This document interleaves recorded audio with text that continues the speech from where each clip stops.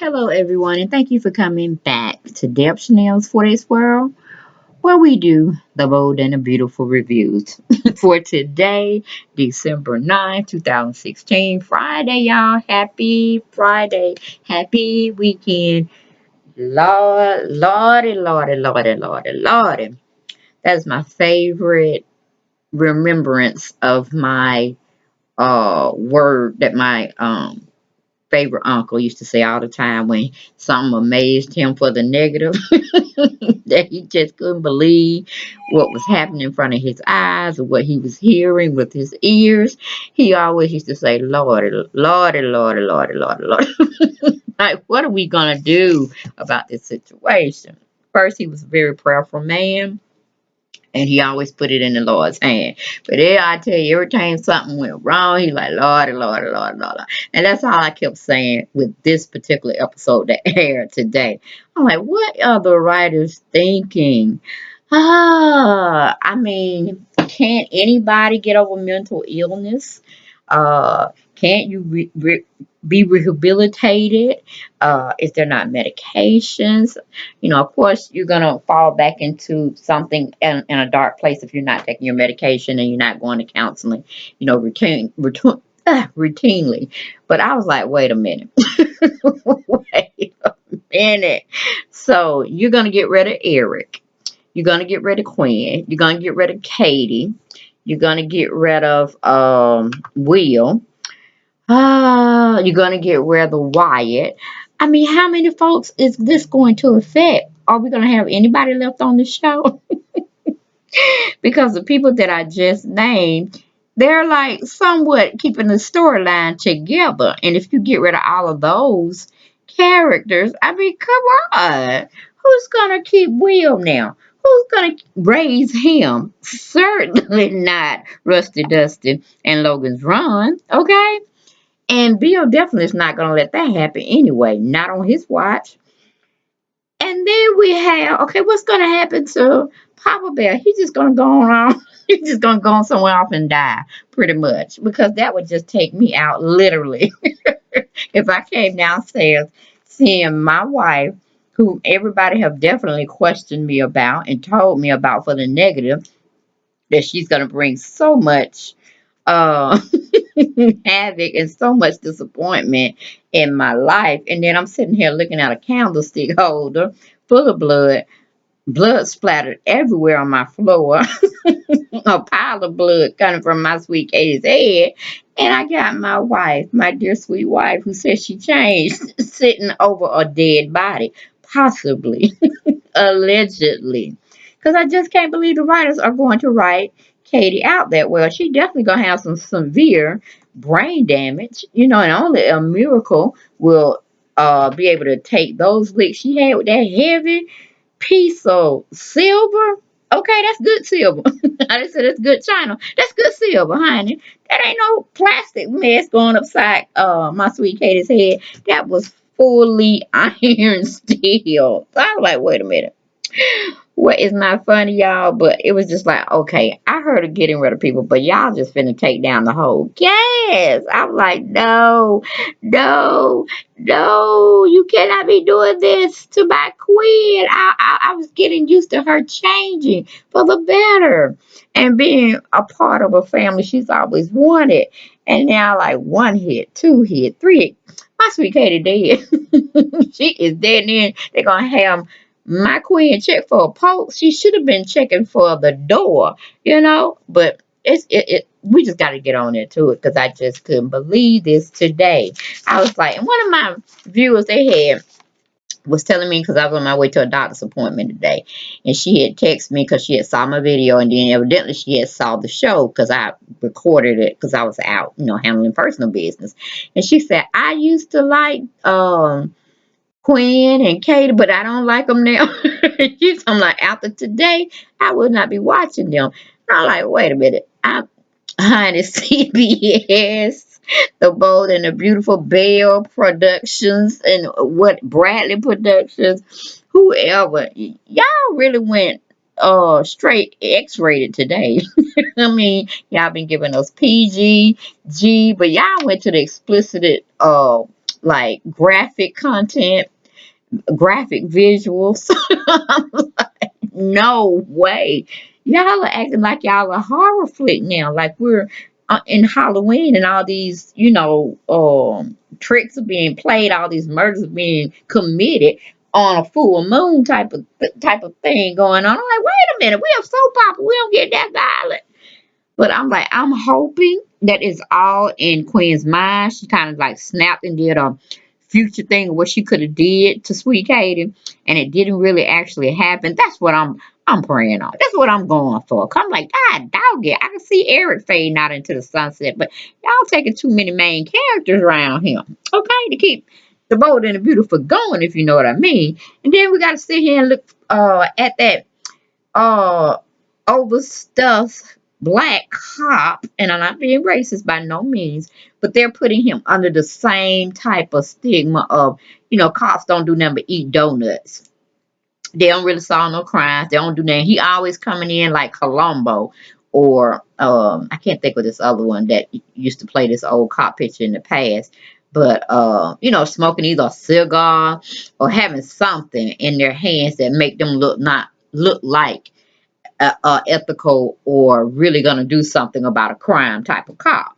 So I was like, wait a minute, this is just too much. I can't. It's what I mean. I want to speak in another whole different language to try to understand this scene that they gave us today. Okay, I'm like, mm-mm. And then you're gonna have that old cop that used to always come and get Stephanie Forrest in trouble, or stuff going wrong. They always come, and he always played a part like he seriously doing something, but other people don't solved it before he even got there. I'm like, late cop all day, every day. But anyway, let's go on and get into this scene. We have Bozo the Clown and Mama Bear still fussing about whether Steffi will take, or Black Widow will take the CEO job position or not. And from where Rusty Dusty, but Bozo the Clown is explaining, she's already thinking that yes, Black Widow wants to come on board and you can't stop her, and that's why you're here. And then we go to Rusty Dusty, still questioning why Black Widow wants to work with Mama Bear. He must drill into her head that, yes, you're a good person. Yes, you can take over the CEO position one day, but just not this period, this time. It's me, it's about me.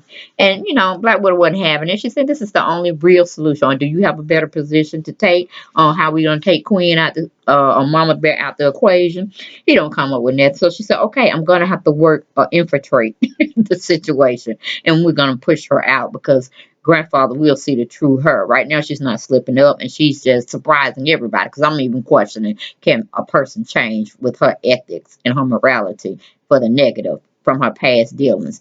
Okay, then we go back to Papa Bear. He gets a visit from my sweet Katie, and she comes bearing gifts. Okay, she loves showering that man with gifts. And I'm like, all right, Mama Bear already done told you in no certain terms, don't come over to that house unless she knows about it first.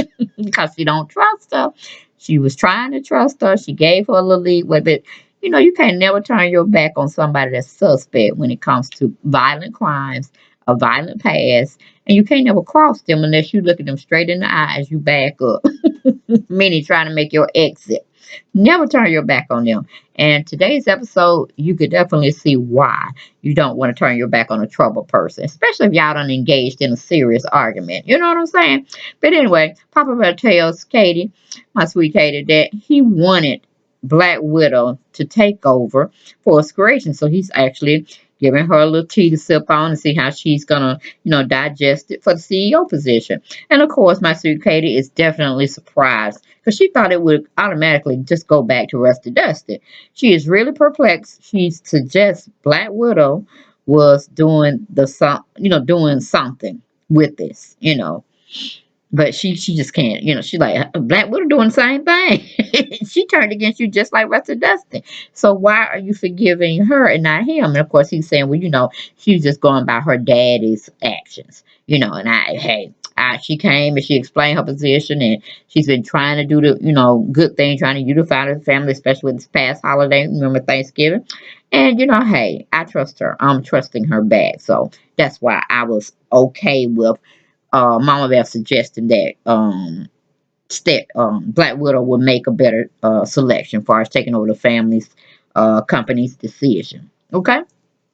So, again, he's supporting his wife, being a dutiful husband, as he has always been. But, everybody's looking at him like side eye, like, yeah, I don't think you should be so trusting. But hey, he got married to her, he did what he had to do. So now he's standing in his own feces. And I like that about Papa Bear. Okay, then we go to Rusty Dusty. Rusty Dusty tells Black Widow, don't let anyone talk you into taking something you're not ready for. And of course, he gonna say that because he's still pining for the job himself. Okay, because if not Black Widow, I'm sorry.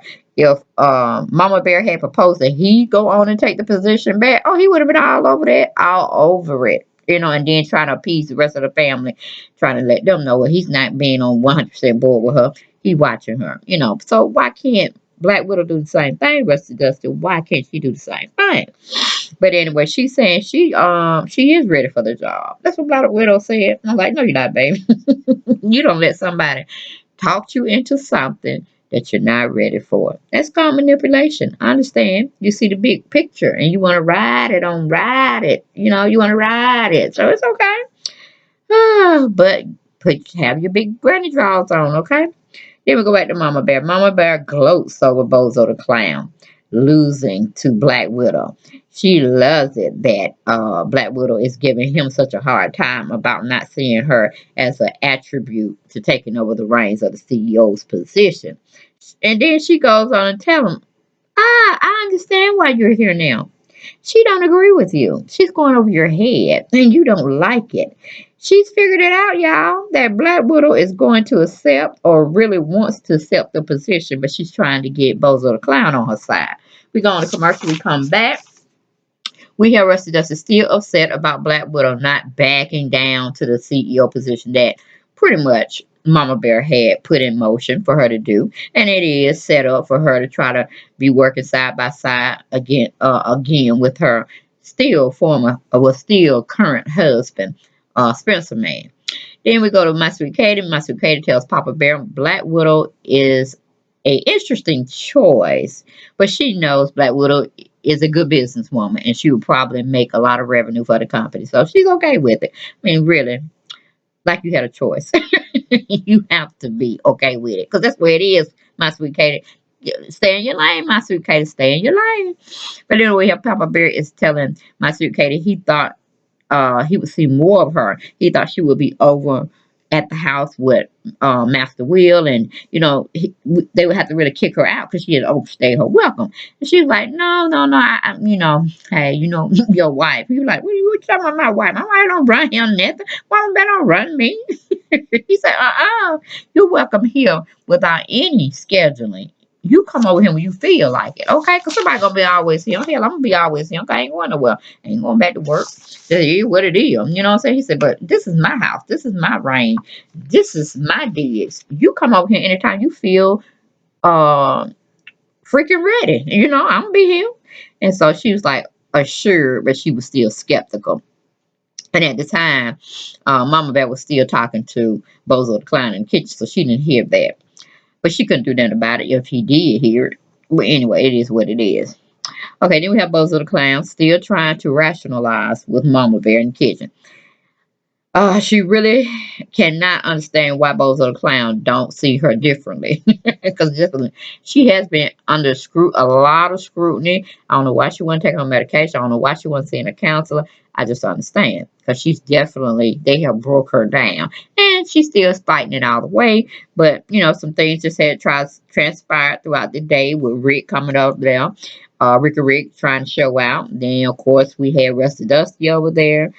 And it's just a mess. It's been a hard day for her because she's still in the same clothes, filming in the same clothes, and I'm tired of looking at that striped black and red and white shirt. I mean, we got to give her some new digs, okay? With all that stuff that happens to her at the end of this episode, yes, she might be in a straight jacket next time I see her.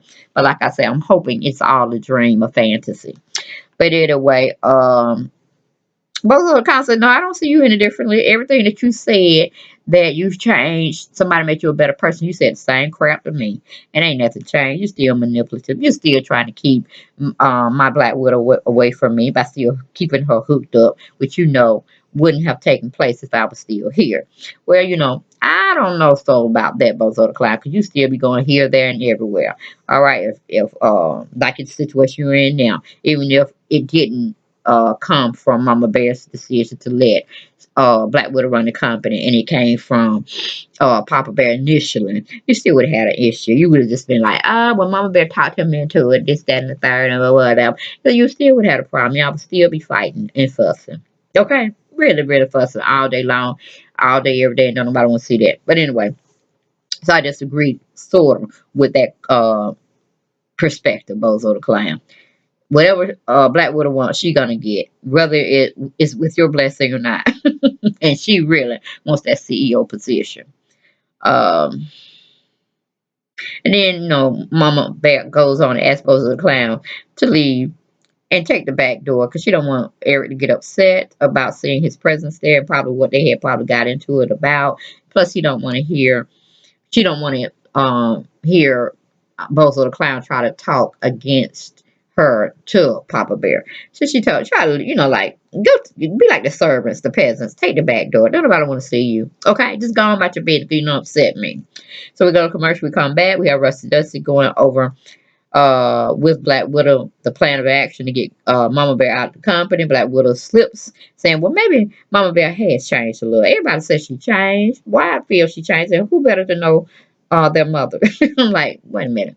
No, that's not going to hold water because back in the day, you were saying that Spencer Man couldn't even control his mother. Out of all those years he was raised, he still was blinded by her loyalty and her motives of how she conducts her life and business, whether it's personal or business related.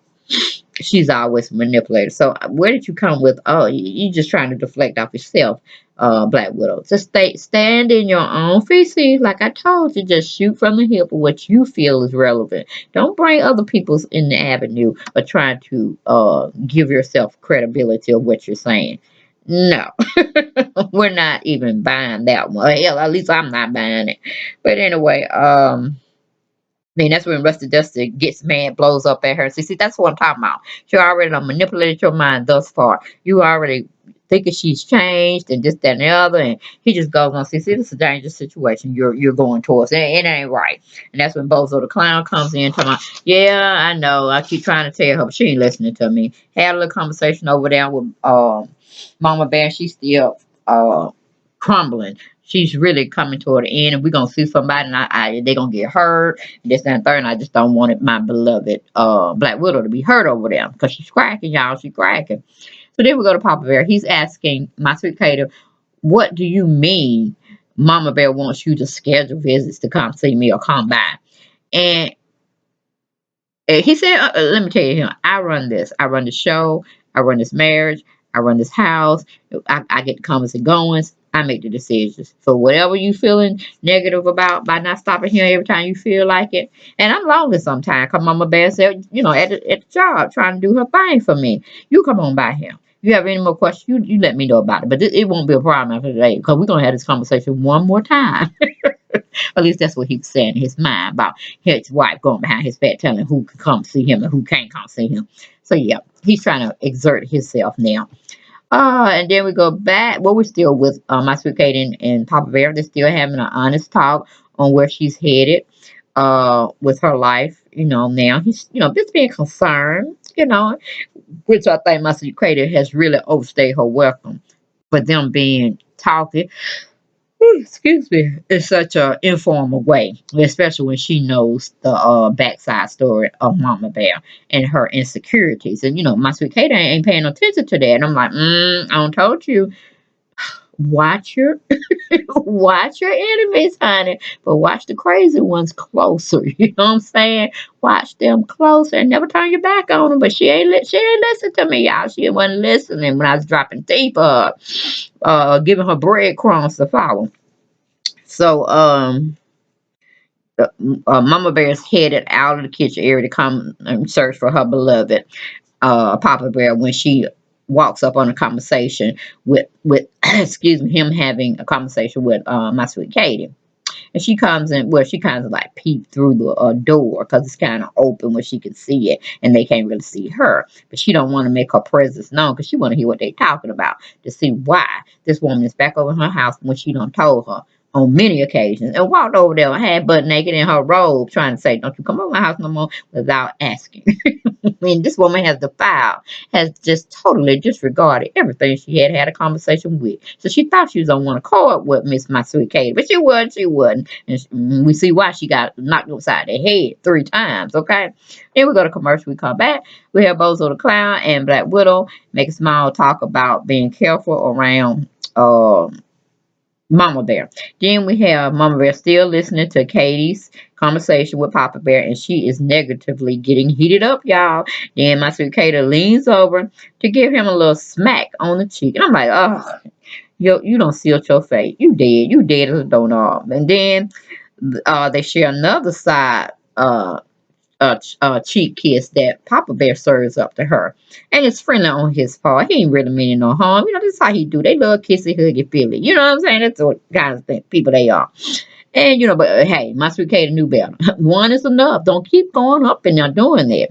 So after Eric asked her to let herself out the door because he had to go take his medication, as they get up to approach the door, she forgets her phone and she doubles back while my Papa Bear going upstairs taking his medication, so he's not in the room. So when she turns around after picking up her phone, honey, there you go.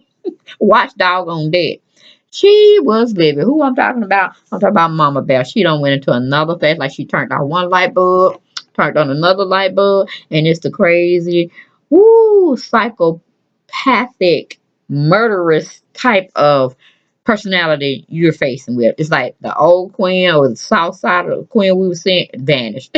She was in target mode. Y'all remember when she pushed Deacon off the cliff and we thought he was at death's door? But he's a survivor. I think he's in the military. They play him being in the military a long, long time ago. So he had those survival skills. But my poor sweet Katie, she had no survival skills. So she was just up there. So she was just taunting Mama Bear. I was like, no, my sweet Katie, you don't know who you mess with. You way out your league. You are way out your league. Back up, back out. Escape the situation, but don't take your eyes off of her. Oh no, she just, Mama Bear was saying, oh, who sent you over here? Brooke set you up with this. Rick said, no, it was Rick. She was going off, kill. She was like, you're going crazy. You're going crazy. And so my sweet Katie went on and said, yes, I am trying to get him. I was like, whoa, no, she didn't say that. No, this is not the right time to be confessing your love or your privately love affair in your head that you're having because you're about as crazy as Mama Bear is right about now. And so she said, yes, he should have somebody good. And I'm the perfect fit for him. Yes, I am going after him. Da da dee, da da da. And, I was like, oh, Lord, where did this come from? She was talking with good sense. And then she wasn't talking with good sense. I'm like, wait a minute. When did you have this realization that you wanted to be with Papa Bear? Okay, I missed that. I kind of saw the little hints that was being subtle drop, but hints that was going on. But like, nah, you just overwhelmed and you just admire, you're in awe of him, like you said. And yeah, because he's 82 years old, lady. He's 82 years old. But anyway, Katie went up there and called Mama Bear crazy. Ooh, honey. And then that's when the chopping started. Ooh, Mama Bear let her turn her head because, Katie called her crazy, called her lunatic, just all the choices for words that you wanted to hear.